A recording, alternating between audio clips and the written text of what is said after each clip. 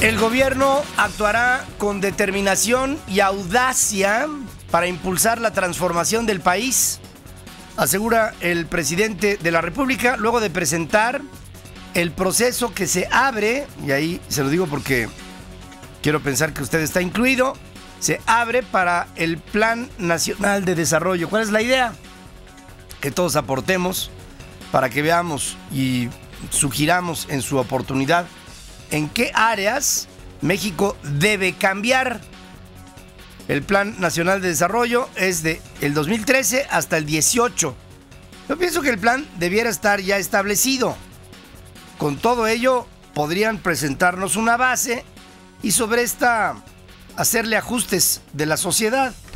Para eso tendríamos que tener diputados y senadores comprometidos todos con el país, y entre todo el país podríamos impulsar a México. Esta es la convocatoria. La sociedad puede estar segura de que estos 6 años trabajaremos con determinación, con audacia y con pasión para transformar a México. En un acto en Palacio Nacional, Enrique Peña Nieto convocó a los mexicanos a participar en el proceso de consulta desde ayer y hasta el 16 de abril, y con esto conformar una estrategia integral, incluyente y plural para construir al México que queremos, dijo. Hoy lo reitero, ejerceré un gobierno abierto y cercano a la gente. Un gobierno que pida opinión, que escuche a la ciudadanía. Llegó el momento de decir lo que pensamos para que México se convierta en el país que queremos. Todos tenemos algo importante que decir. Las propuestas ciudadanas serán recibidas vía internet. Apúntenle, por favor. Hay una página que se llama PND, o sea, Plan Nacional de Desarrollo, pnd.gov.mx. Métase. Y ahí usted deberá aportar. Mire, yo le he convocado a la revolución del intelecto, a que pensemos, a que propongamos. Esta es una buena oportunidad, se la pongo enfrente y siento que si la dejamos ir, será culpa nuestra. pnd.gov.mx. Además de que se pueden entregar físicamente en las delegaciones de la Secretaría de Desarrollo Social y del Programa Oportunidades, según dice el secretario de Hacienda. Por otra parte, el presidente envió a la Cámara de Senadores la Estrategia Nacional de Energía 2013-2027, que entre otras propone nuevos esquemas de contratación que permitan multiplicar la capacidad de ejecución de Pemex, impulsar alianzas con empresas líderes en el ramo y garantizar el suministro de largo plazo, y está construida sobre el marco legal vigente, según explica el secretario de Energía. Reitera el Procurador General de la República que la investigación que se le hace a la ex líder del Sindicato Nacional de Trabajadores de la Educación, el Bester Gordillo, es firme y es una investigación apegada a la ley. No sé por qué la aclaración. Ante los dichos de su abogado, Arturo Germán Rangel, quien aseguró que la querella original de la Unidad de Inteligencia Financiera de Hacienda no incluía a la maestra. Habla Murillo Karam. Es natural, es obvio que la defensa busque recursos para cumplir con su trabajo, pero no tengo duda alguna de que está hecha con apego estricto a la ley, con apego estricto a los hechos, y de que da el resultado que debe de tener en estricta justicia. Sobre la posible investigación contra otros dirigentes sindicales, como Aquí la Sociedad, yo nunca había visto tanta participación en las redes sociales luego del arresto del Bester Gordillo, sobre la idea de que si quiere el presidente Peña Nieto que haya realmente una adhesión a su idea de contra todo y contra todos, entonces vayan contra Romero de Champs, vayan contra Napoleón Gómez Urrutia, vayan contra de todos, ¿no? Joel Ayala y pues toda la voz, Víctor Flores, todos, ya saben. Y además de otros, ¿no? Porque ahí sale Lolo Moreira y salen todos, ¿no? Sobre la posible investigación en contra de otros dirigentes sindicales, Murillo Karam aseguró que la PGR no especula. No, la sociedad tampoco especula, ¿eh? La sociedad sabe a quién acusa y por qué. No es una especulación, procurador. Y en su momento actuará con base a pruebas en contra de quien sea. Vamos a ver si no lo apuestan a la desmemoria. La Comisión Nacional Bancaria y de Valores y las instituciones financieras han cumplido en tiempo y forma y lo seguirán haciendo en cuanto a requerimientos de información relacionados con el caso del Baster Gordillo, asegura el titular del organismo, Jaime González Aguade. La defensa de Gordillo ofreció pruebas de descargo para desvirtuar las acusaciones de lavado de dinero y delincuencia organizada, informó uno de sus abogados, José Rigoberto González, al salir del juzgado sexto de distrito en materia penal. Y ya oportunamente serán informados de cómo se van a desahogar estas pruebas. Y tiene que ser dentro del término que se nos concede por la ley. ¿Qué es lo que ha pedido la familia del Baster? Que ha pedido nada más que se haga justicia. Por otra parte, quedó sin efecto un amparo que había sido otorgado a la maestra contra su incomunicación y otras presuntas violaciones a sus garantías individuales, interpuesta el día de su detención por un abogado de nombre Juan Pablo Vadillo, a quien la exdirigente magisterial no reconoce como parte de su equipo defensor. Ahora resulta que ya hay hasta espontáneos como en los toros, ¿no? En las redes sociales circuló ayer la ficha de el Baster Gordillo, en donde aparece de frente y de perfil con la pizarra que se le asigna a los detenidos y en la que se precisa que es primo delincuente. Que eso de primo delincuente está por verse. La subsecretaría del sistema penitenciario inició una investigación para sancionar a quien haya filtrado el documento. Ustedes no saben la que les voy a armar, dijo entre otras cosas en tono amenazante el Baster a los policías federales que la detuvieron en el aeropuerto de Toluca el martes pasado, según también trascendió. Ustedes no saben la que les voy a armar, fue lo que dijo en el momento en que se sintió detenida. La senadora Mónica Arriola, senadora plurinominal por el PANAL, hija del Baster, reapareció ante el Pleno del Senado y ahí fueron a abrazarla, ¿no? Claro, caray, cómo lamentamos que tu mamá esté en la cárcel. Recibió muestras de solidaridad de todos sus compañeros, de todos los partidos políticos. Caray, qué pena me da, ¿no? Qué pena me da que tu mamá esté en la cárcel. Abordada por los reporteros, reiteró que el arresto de su madre no afectará su trabajo parlamentario.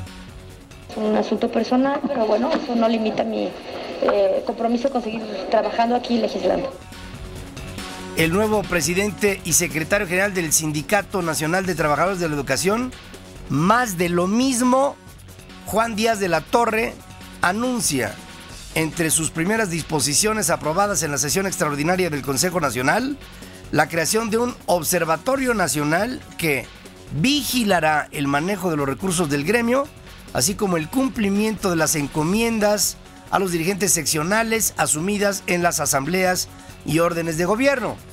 Este hombre, el sustituto del Baster, rechazó las críticas mediáticas a la labor de los maestros. Informar de manera directa a todos y cada uno de los trabajadores qué es lo que sucedió aquí, qué discutimos, qué aprobamos y qué decisiones tomamos y por qué las tomamos. Hacerlo significa no ser rehenes de aquellos que, teniendo un micrófono y una cámara enfrente, todos los días se han dedicado en los últimos años a denostarnos, a lincharnos moralmente. Yo no tengo en esta responsabilidad que se me ha entregado ninguna aspiración de estar en los medios, compañeros. Ahí deben estar los actores, los que dan espectáculo. Nuestra responsabilidad es allá. Si los medios de comunicación quieren saber lo que estamos haciendo, que nos acompañen a las escuelas, que vayan allá donde vamos a estar.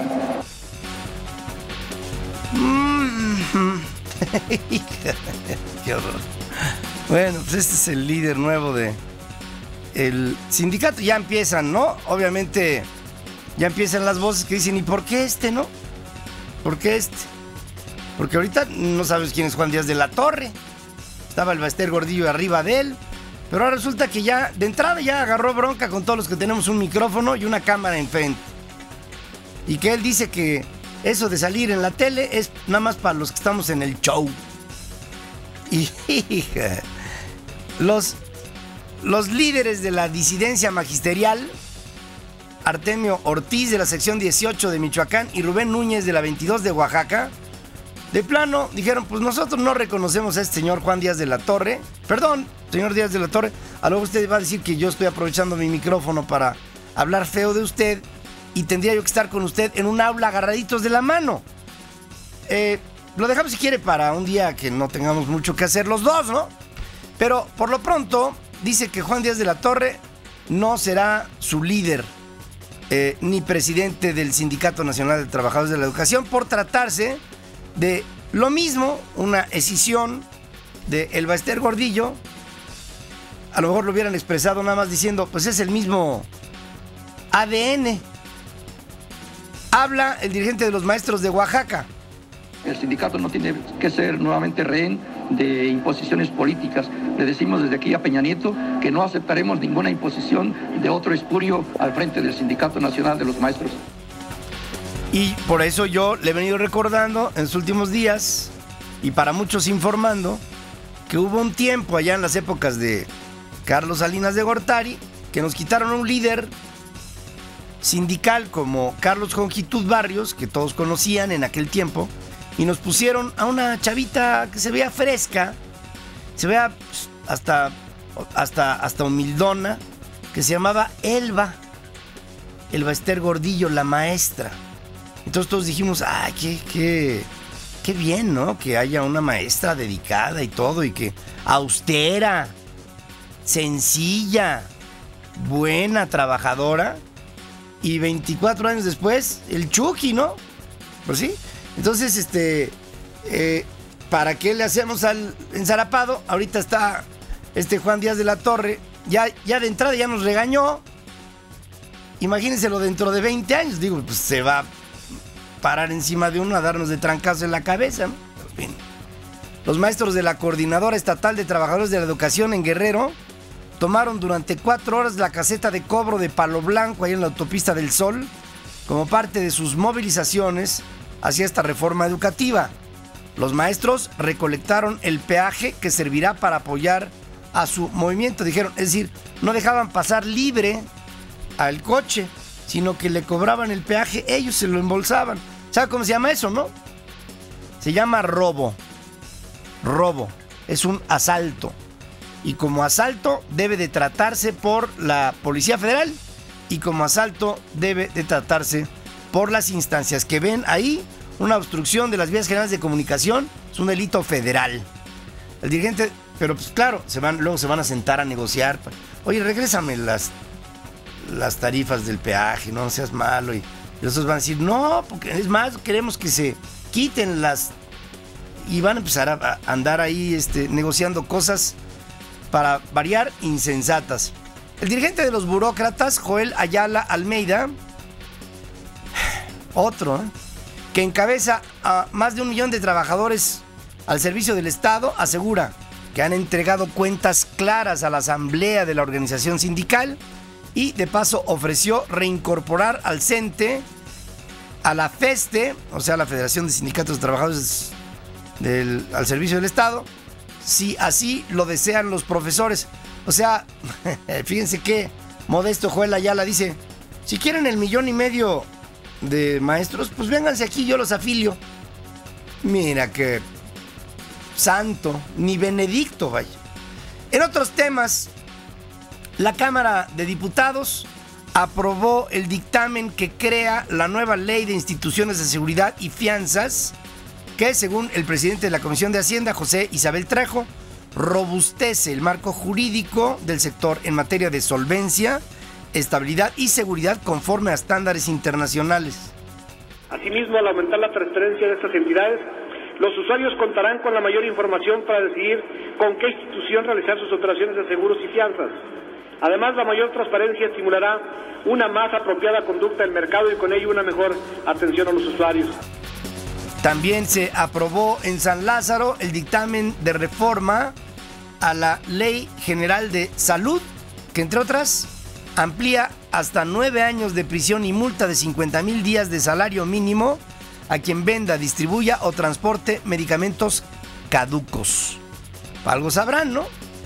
La aprobación de la convocatoria para ocupar la vacante que dejó Sergio García Ramírez, que llegó, hizo lo que tenía que hacer como representante del PRI allá ante el IFE y luego se retiró. Bueno, perdón, no, como consejero del IFE, no como representante del IFE.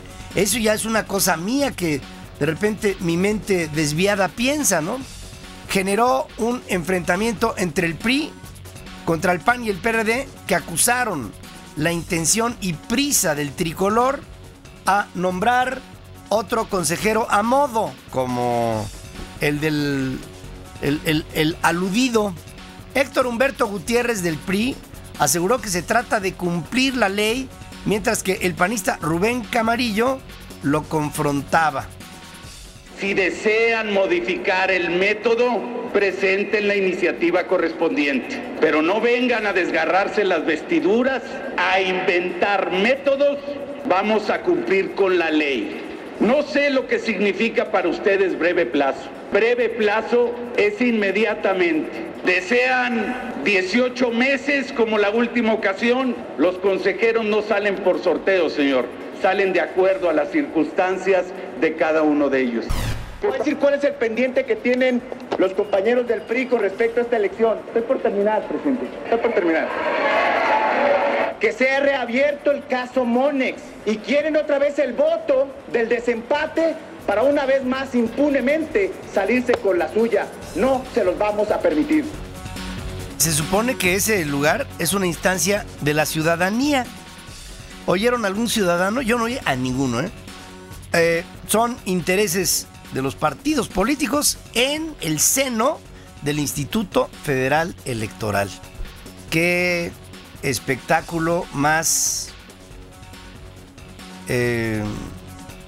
triste, parece una tragedia. Por otro lado, la Comisión Bicameral de Seguridad Nacional acordó citar a comparecer a los funcionarios encargados de atender la investigación sobre la explosión en el complejo administrativo de Pemex para el próximo viernes 8 de marzo. ¿Usted está conforme con la explicación que se ha dado sobre la explosión del edificio B del complejo de torres de Petróleos Mexicanos? Yo no. Se citará a los secretarios de Energía, de Gobernación, al director de Pemex, al Procurador General de la República, para que hable de bolsas de maquillaje y esas cosas.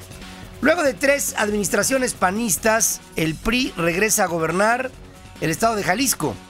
Aristóteles, así se llama, el gobernador, Aristóteles Sandoval, asume hoy como nuevo gobernador del estado en relevo de Emilio González Márquez. Sandoval designó a los integrantes de su gabinete y como secretario de gobierno nombró al senador con licencia Arturo Zamora Jiménez. Este fue candidato. Fina persona el señor. La Sociedad Interamericana de Prensa repudió los reiterados atentados al diario mexicano El Siglo de Torreón, que dejaron el miércoles una persona muerta y 2 heridas, e hizo un llamado a las autoridades a reaccionar con firmeza y demostrar que las medidas de protección a la prensa van más allá del mero espectáculo político. El Siglo de Torreón, en el 91 aniversario de su fundación, reafirma su compromiso de continuar informando a pesar de los hechos de violencia que ha tenido que sufrir. En Gómez Palacio, en Durango, elementos del operativo Laguna Segura abatieron a un sicario y detuvieron a otro en un enfrentamiento en la colonia Chapala, que me reportaron muy temprano aquí a través de las redes sociales en el Twitter. En Zacatecas, 6 personas fueron ejecutadas en los límites de los municipios de Morelos y Betagrande. 4 de las víctimas son mujeres, un hombre y un menor de 13 años que fue detenido y liberado el mes pasado, a pesar de haber confesado su participación en 10 homicidios, pues la ley del estado establece que a su edad no puede ser imputado de delito alguno. Un asesino liberado porque es joven. En Michoacán fue asesinada Marisela Delgado, joven asesora de la fracción del PAN ante el Congreso del Estado, quien fuera secuestrada la noche del martes y ejecutada a pesar de que se cubrió el monto de un rescate exigido. La Comisión Nacional de Seguridad presentó ante el Ministerio Público a 21 elementos de la Policía Federal acusados de extorsión en Baja California, en el Estado de México, en Nuevo León y en el Distrito Federal, como parte del compromiso de su titular, Manuel Mondragón, de cerrar todo espacio a la impunidad y corrupción en esa corporación. En otros asuntos, se rompió el diálogo entre estudiantes y autoridades del Colegio de Ciencias y Humanidades ante la insistencia de los inconformes de que se resolvieran los casos de los expulsados para continuar con las negociaciones. El asunto que está en manos del Tribunal Universitario. Miren, la culpa no es del indio, sino de quien lo hizo su compadre. Yo no sé en qué momento se rompe un diálogo entre estudiantes y la autoridad cuando el diálogo lo rompen los estudiantes. Yo le pregunto a la autoridad, ¿y para qué te sientas? Estamos en toda la disposición, ya sería cuestión de las autoridades que ellos puedan de verdad mostrar esa voluntad para poderse sentar a dialogar y llegar a una solución. El activismo no se termina con esto, ¿no? Que respecto a los acuerdos que se firmaron el 20 de febrero, las autoridades lo desconocieron hoy completamente, a pesar de que sus firmas se encuentran aquí en el documento. No se les oye que sean grillos, ¿verdad? Nah. Los resolutivos del... No. A mí me ponen uno de esos enfrente. En un comunicado, la rectoría de la UNAM reiteró que los expedientes de los jóvenes expulsados del CCH en Naucalpan seguirán su curso ante las autoridades ministeriales y universitarias. La UNAM subraya que el diálogo entre autoridades y estudiantes del CCH no puede continuar bajo condiciones... ¿Qué gracias? La UNAM. No puede continuar bajo condiciones de presión, intromisión y cerrazón, como las que se dieron por un grupo de manifestantes que se plantaron afuera de las instalaciones de la Dirección General del Colegio de Ciencias y Humanidades, donde se llevaban a cabo las pláticas. Dice la UNAM, no puede dialogar bajo condiciones de presión, intromisión y cerrazón con un grupo que mantuvo secuestradas las oficinas de la propia dirección del CCH. Insisto, ¿para qué se sientan?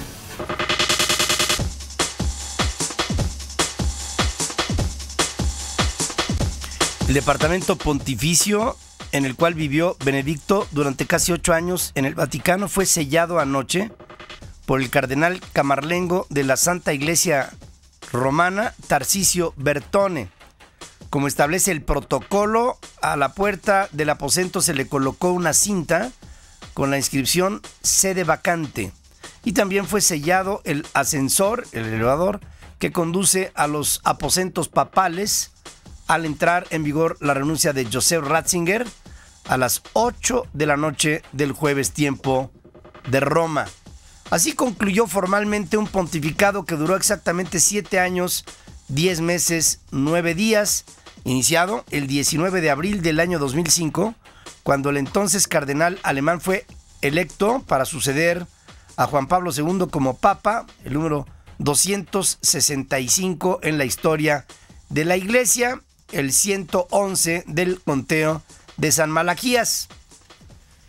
Ya no soy pontífice, sino un peregrino más que inicia una nueva etapa de su vida, dice Benedicto en el discurso que dirigió a los fieles que se reunieron en la plaza de Castel Gandolfo para despedirle tras abandonar el Vaticano.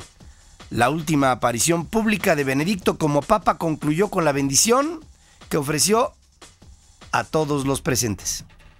Sono semplicemente un pellegrino che inizia l'ultima tappa del suo pellegrinaggio in questa terra.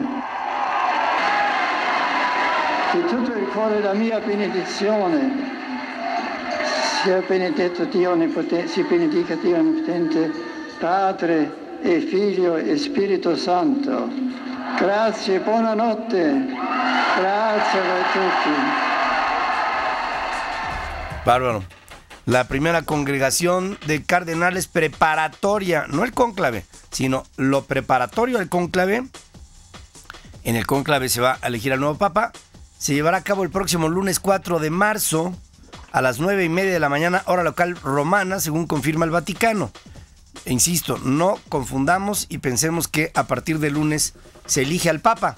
No, se inicia el principio que nombraría después y se pondría de acuerdo para convocar a un cónclave de cardenales.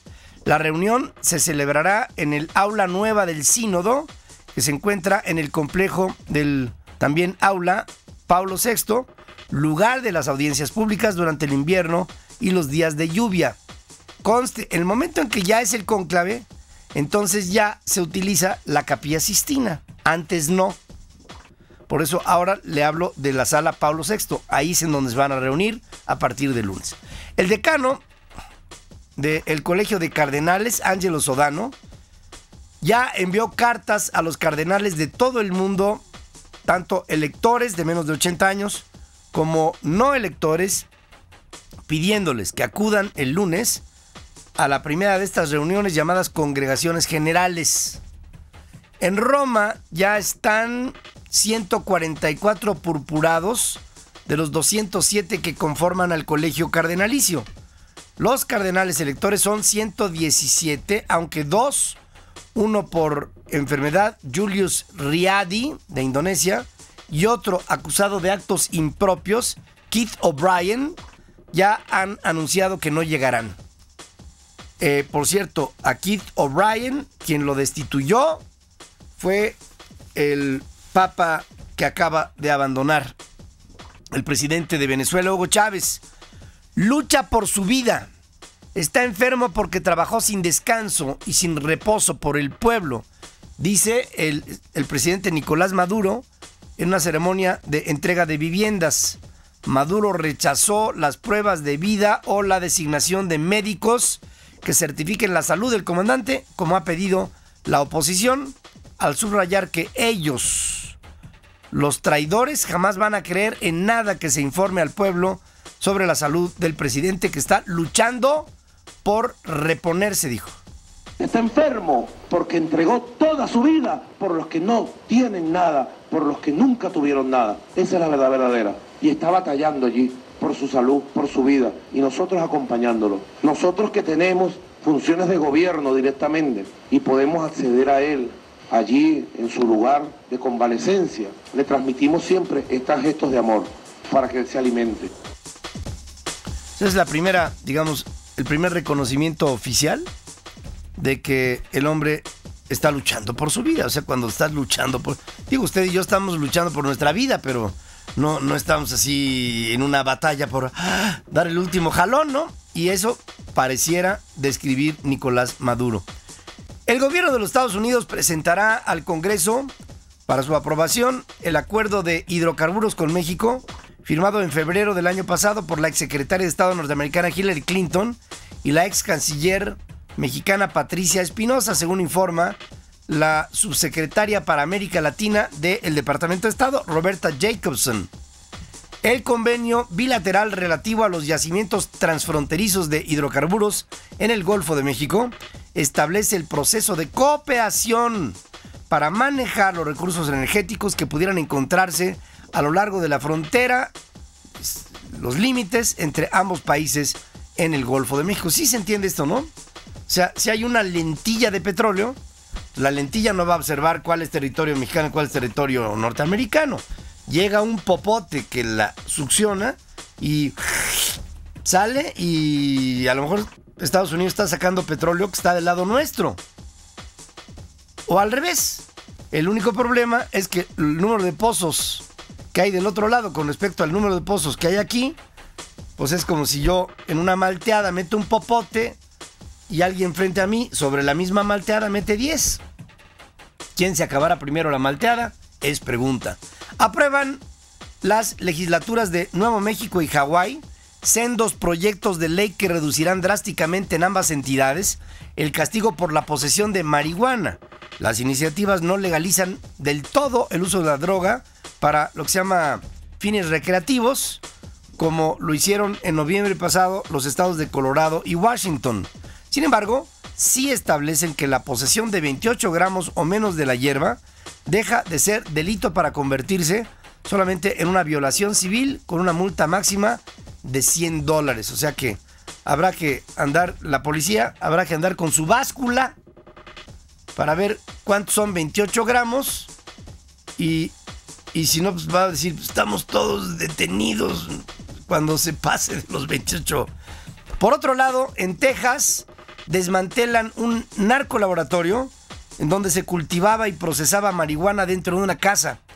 En el lugar fueron decomisadas casi una tonelada, 907 kilos de la droga, el más grande decomiso que realizan agentes policíacos en lo que va de este año en la ciudad de San Juan, fronteriza con Reynosa, en Tamaulipas.